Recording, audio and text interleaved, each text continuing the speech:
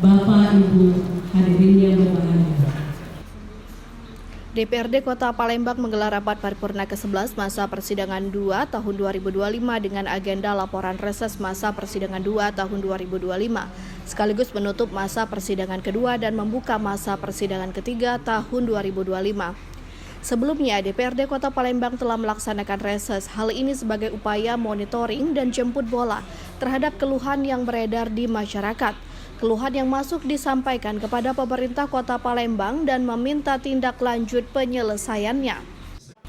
Hal yang digarisbawahi dari reses kali ini yakni terkait wajah kota, yakni permasalahan lampu jalan, banjir, banyaknya enceng gondok yang memenuhi perairan dan menyumbat serta menghambat jalannya laju air. Dan juga ada beberapa kerusakan jalan yang harus segera diambil tindakan. OPD terkait agar dapat mengatur lalu lintas dan membuat zona selama sekolah di SMP Negeri 17 Kota Palembang tahun kerja 2025. Saya hanya mendengarkan dari hasil reses kunjungan dari anggota DPD di masing-masing dapil. Saya sudah baca detail, tidak satupun yang terlewatkan, termasuk beberapa dokumen pendukung, saya cek semua, dan juga ada beberapa data-data pendukung lainnya. Saya kira sudah saatnya pemerintah kota untuk menindaklanjuti dan action untuk beberapa aspirasi kita laksanakan di lapangan. Saya kira begitu. Paling digarisbawahi apa?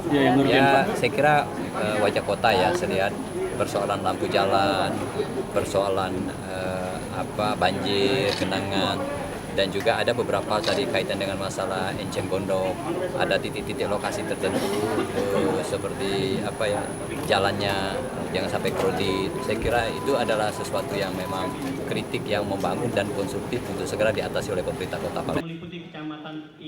Kritikan serta saran yang masuk akan menjadi evaluasi terhadap kinerja pemerintah dan segera dicarikan jalan penyelesaiannya. Dari Palembang, Sumatera Selatan, Erwin Setiawan, iNews melaporkan.